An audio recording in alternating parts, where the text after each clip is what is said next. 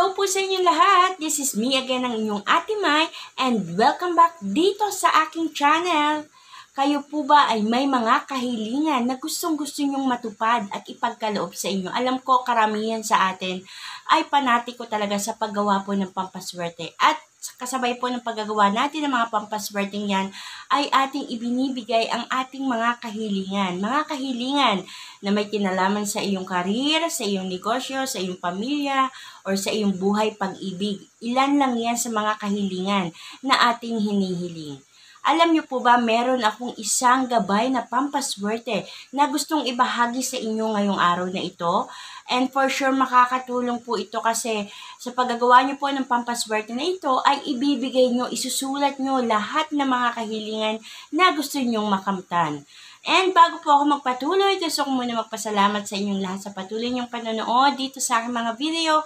Kung kayo po ay bago dito sa aking channel, first time niyong napanood itong aking video na to, please don't forget to click the subscribe button.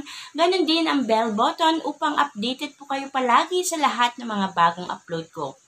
Ang aking pampaswerte na ituturo sa inyo ngayon ay napakainam pong gawin sa araw ng Martes, pwede din ang Biyernes, at pwede din ang full moon. At gusto ko rin ipaalala sa inyong lahat na wag po natin palaging iaasa na lang sa paggawa ng pampaswerte ang ating kapalaran, ang ating buhay.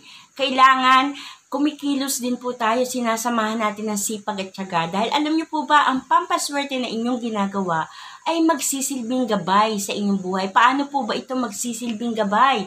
Na kung ano man po yung inyong mga ginagawa, kung kayo ay nagtatrabaho, kung kayo ay tumataya sa mga sugal, or kung ano pa man yan, ginagawa po nitong positibo ang lahat ng yan. Yan po ang naidudulot ng pampaswerte na inyong ginagawa. At kailangan din po na wag po tayong makakalimot na manalangin at tumawag sa ating poong may kapal kasi siya ang mas may kakayahan na ipagkaloob sa atin ang ating mga kahilingan na yan.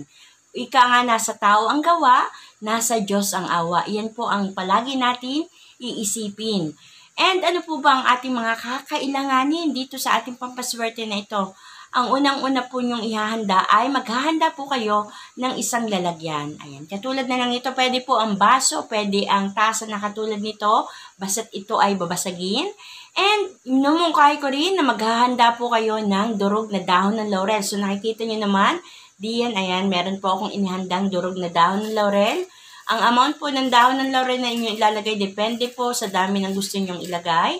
At maghahanda din po kayo ng kape. Ano pong kape ang inyong ihahanda? Ito po ay purong kape. Hindi ko po isinasuggest na ang ilagay nyo po dito or gamitin nyo po ay yung 3-in-1 na kape. Mas maganda po na ang inyong gamitin ay ang purong kape. So maghahanda po kayo ng isang kutsara na purong kape, or kung kayo ay may nabibilhan na ganitong kape na stick diyan sa tindahan, pwede po kayo bumili ng isa niyan at gamitin nyo dito sa ating pampaswerte na ito. Maghahanda din po kayo ng olive oil. Ayan, meron akong inihandang olive oil dito. Ngunit, kung kayo po ay may mga nagawang magic oil or cinnamon oil or prosperity oil, anything na oil na ito ay masasabi nating magnet oil na talagang humahatak ng swerte, pwede nyo po iyang gamitin. Katulad na lang nito, ito po ang aking money oil. So, ito ang gagamitin ko ngayon. Kung wala naman po kayo nito, wag po kayong mag-alala. Pwede po kayong gumamit ng olive oil. And wag lang po yung oil na ginagamit natin sa pagpipirito, yung sunflower oil. Hindi po iyan ang maganda gamitin dito sa pampaswerte na ito. Ngayon naman, pag-usapan natin ang pamamaraan kung paano natin gagawin itong ating napakabisang pampaswerte na ito.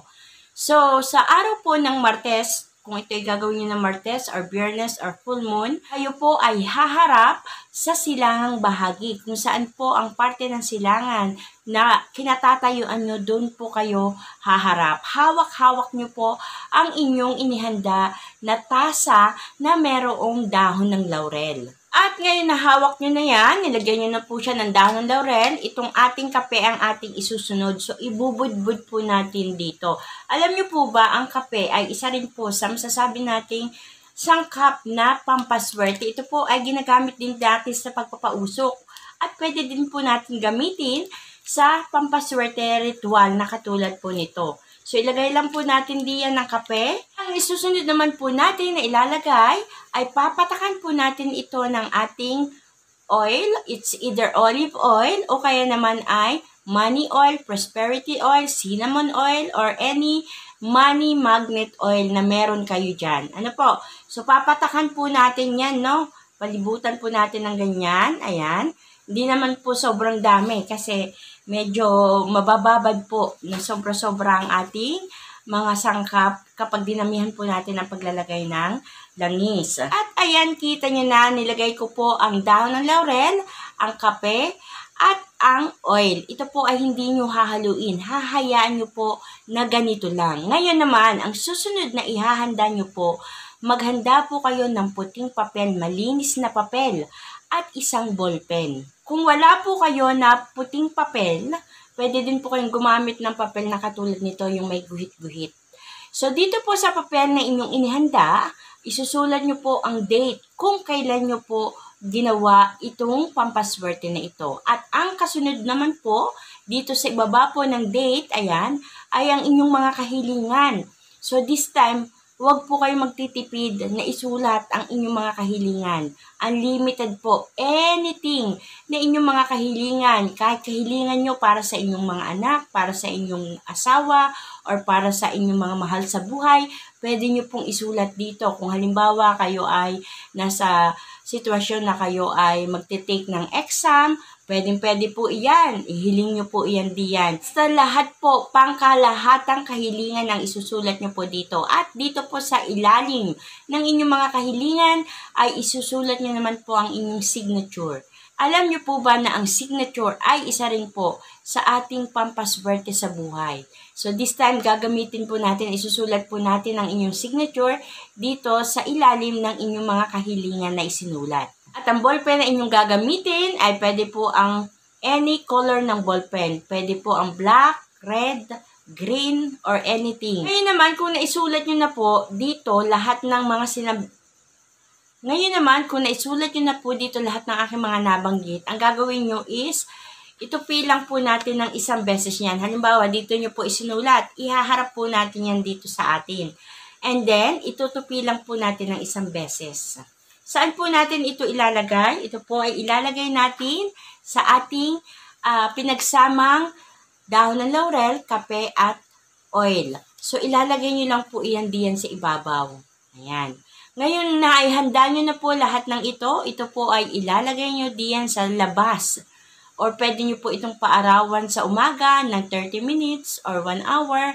Or ilagay nyo po diyan sa inyong labas ng bintana. Basta hahayaan nyo po ito sa labas ng ilang araw po. So halimbawa kung ginawa nyo po ito ng Martes, ito po ay kukuhanin nyo ng Biyernes.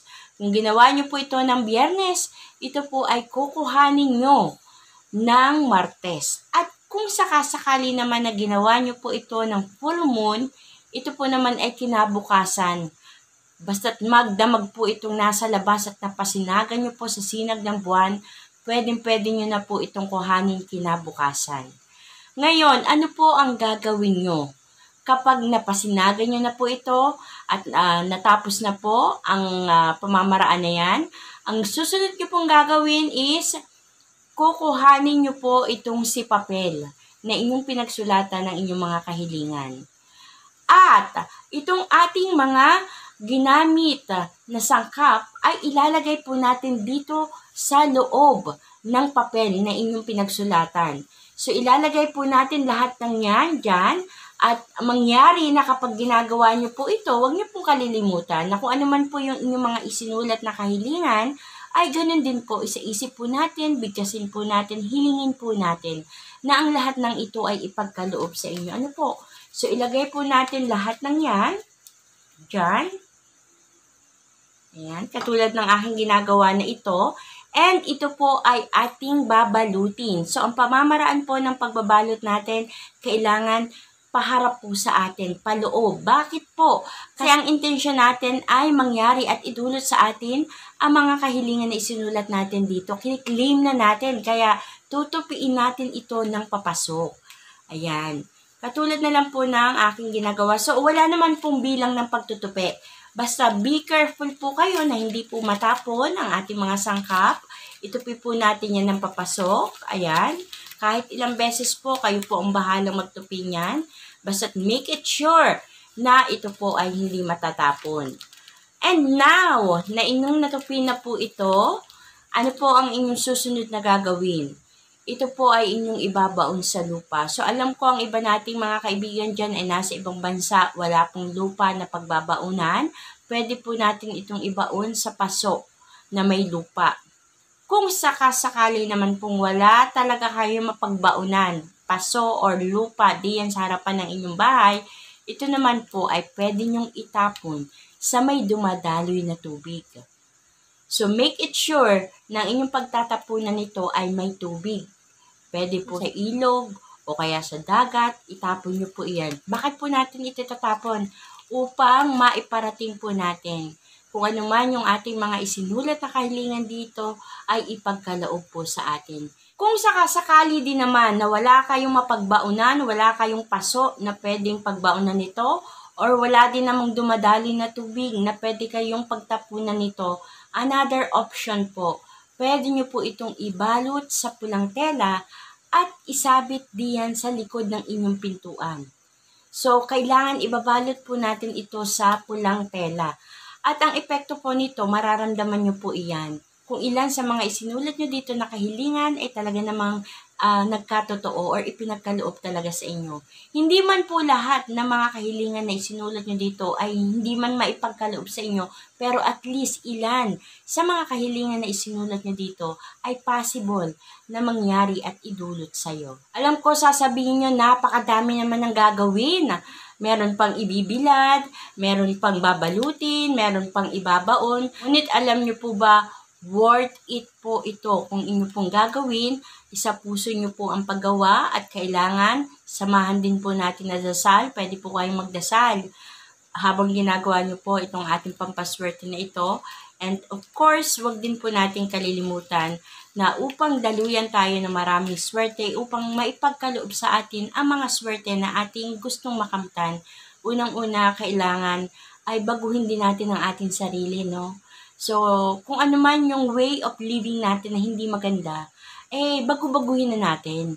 Ibahin naman natin, kailangan matuto tayong mag-control sa ating sarili, lalo na kapag tayo ay nagagalit or nakakapagsalita ng di maganda sa ating kapwa. Kasi alam niyo po ba, sa pamamaraan na yan, ay nakaka-attract po kayo ng mga positive energy.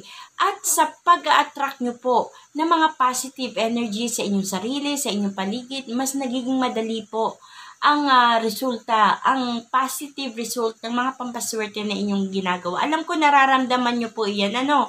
So, kailangan po, lahat ng mga yan, ilan sa mga tips na dapat din natin gawin. Hindi po yung gawa lang tayo ng gawa ng pampaswerte, then sasabihin natin kapag hindi umepekto yung pampaswerte, hindi naman umiepekto yung pampaswerte na yan. Huwag po natin i-blame din sa pampaswerte kasi maaaring sa ating sarili, meron tayong mga bagay na kailangang baguhin upang talagang tuluyan tayong daluyan ng swerte.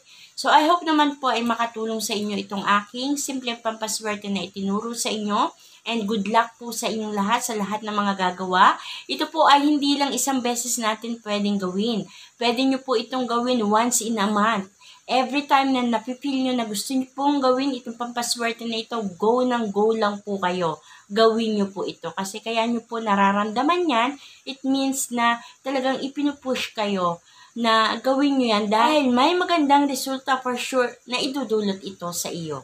Kung nagustuhan nyo po ang aking video ngayong araw na to, please don't forget to give me a like. And I hope magkita-kita po tayong muli hanggang sa mga susunod kong video. Mag-iingat po kayong lahat. God bless everyone. Bye-bye po!